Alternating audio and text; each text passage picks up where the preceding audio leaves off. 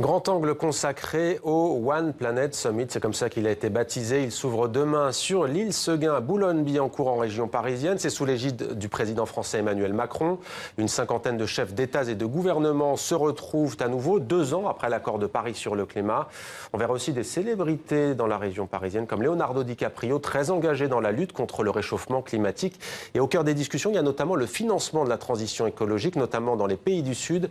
Avec nous pour en parler, André-Jean Guérin. Bonsoir, merci d'être avec nous. Vous êtes administrateur du Shift Project, ancien directeur de la Fondation Nicolas Hulot, et vous êtes le co-auteur de ce livre Décarbonons, 9 propositions pour que l'Europe change d'air. C'est aux éditions Odile Jacob. Avec nous également Neil Makarov. Merci d'être avec nous également. Vous êtes responsable des politiques européennes au réseau Action Climat. Je vous propose de commencer avec une vidéo qui a provoqué une onde de choc, notamment sur les réseaux sociaux. L'agonie d'un ours polaire sur l'île de Baffin, c'est au Canada. Vidéo réalisée pour l'association Sea Legacy par le biologiste et photographe de National Geographic Paul Niclen.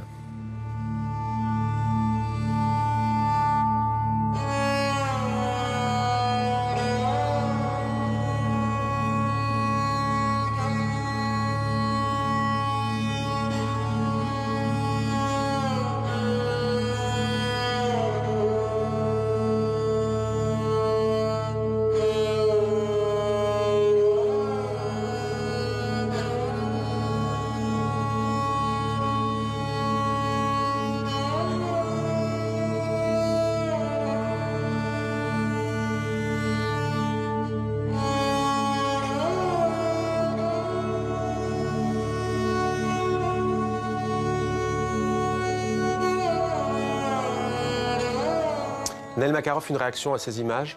Je pense que ces images, malheureusement, parlent d'elles-mêmes. Elles montrent l'urgence climatique, qui a d'ailleurs été rappelée par 15 000 scientifiques au mois de novembre lors de la COP23.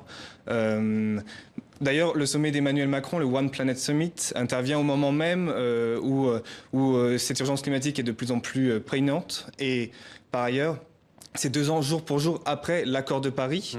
Donc c'est là où va se cristalliser beaucoup d'enjeux, c'est-à-dire mettre en œuvre l'accord de Paris et répondre à cette urgence climatique.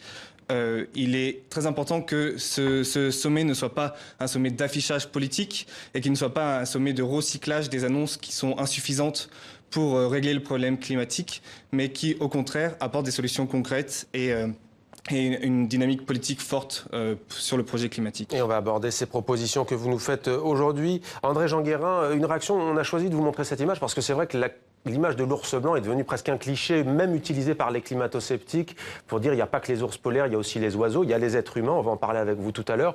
Quand vous voyez cette image, qu'est-ce que vous vous dites ?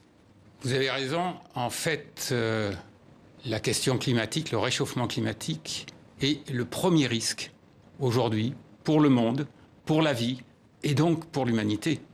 Clairement, ça a été identifié et ces images l'illustrent de façon pathétique, même si elles répètent des images qu'on a vues déjà depuis des décennies.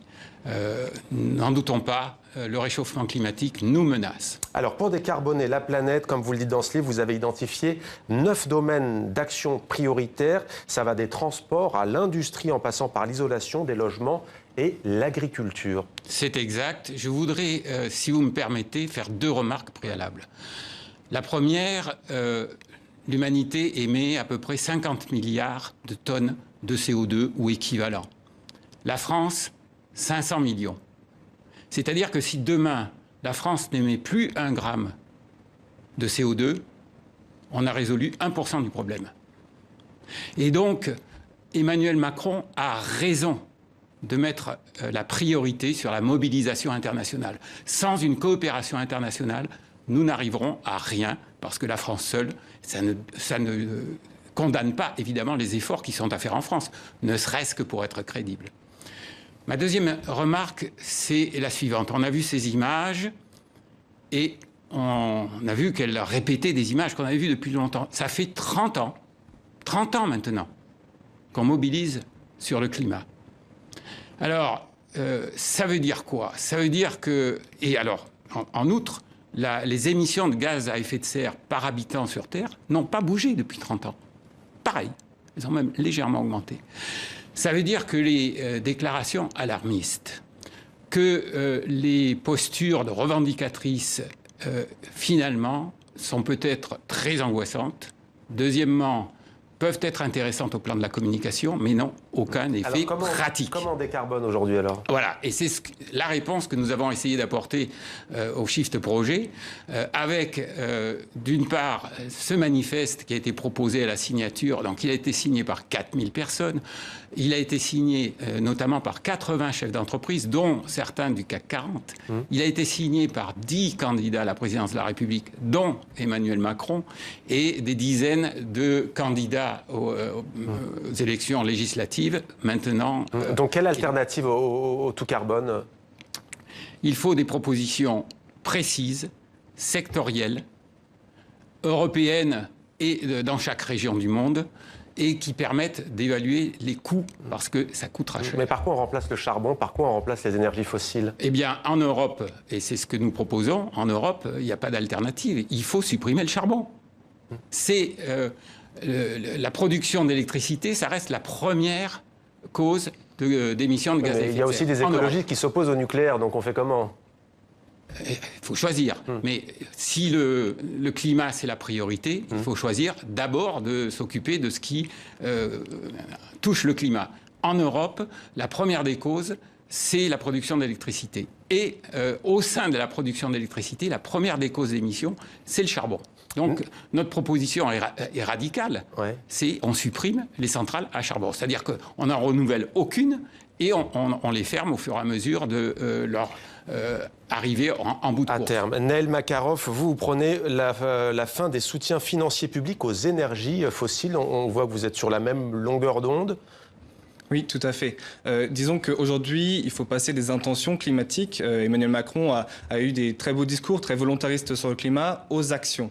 Parce que les beaux discours, ça ne règle pas le problème du changement climatique. Donc on a lancé une campagne qui s'appelle Pas 1 euro de plus, qui vise à interpeller les pouvoirs publics et à leur demander à toutes les autorités publiques, l'État en France, l'Union européenne, mais aussi partout dans le monde, à mettre fin au gaspillage de l'argent public, c'est-à-dire l'argent des contribuables, dans les énergies fossiles. Les énergies fossiles, que ce soit le gaz, le charbon ou le pétrole, sont les énergies qui sont les plus néfastes pour l'environnement. C'est le premier contributeur au réchauffement climatique. Et donc, tout cet argent, le FMI a évalué à 10 millions d'euros par minute investis dans les énergies fossiles par l'argent public, donc chaque minute dans le monde.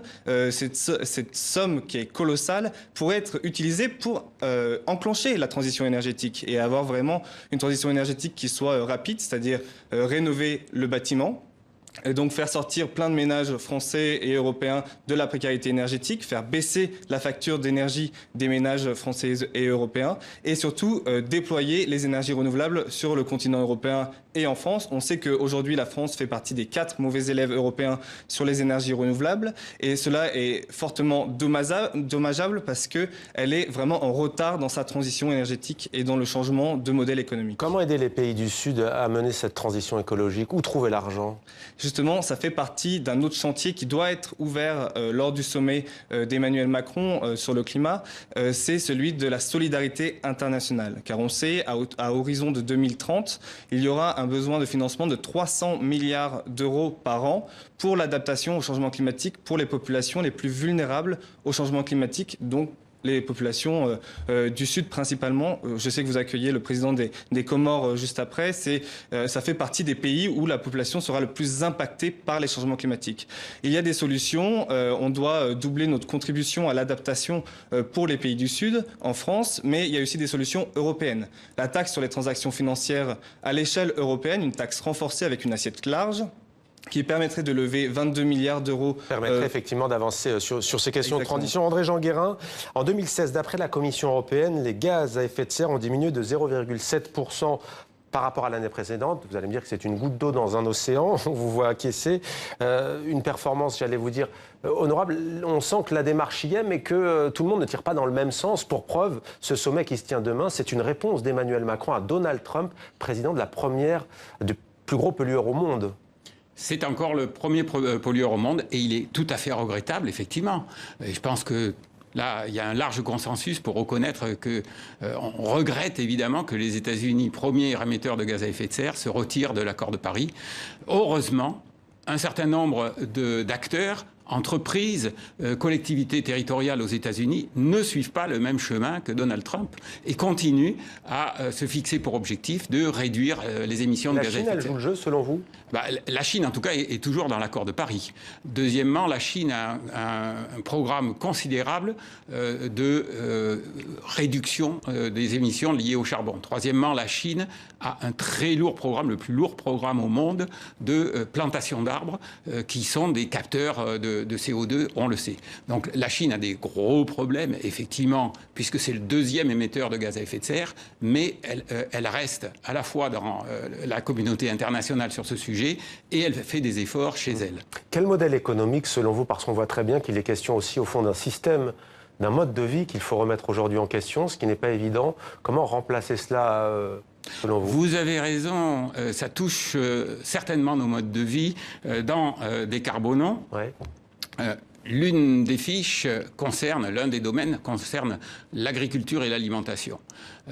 En Europe, une part importante des gaz à effet de serre liés au secteur de l'agriculture et de l'alimentation est liée à notre consommation carnée, notre consommation de produits animaux.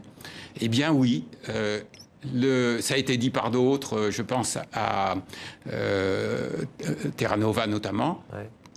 Il nous faut progressivement réduire notre consommation de produits carnés, évidemment sans mettre en péril ni la santé ni la nutrition. Mais on est très loin du compte, et en France en particulier, puisque nous sommes les plus gros consommateurs au monde de produits d'origine animale. Merci beaucoup d'être venu sur notre plateau, André Jean Guérin. Décarbonons, édition Odile Jacob. Vous en êtes l'un des co-auteurs. Merci également à vous, Naïl Makarov, d'avoir répondu à nos questions.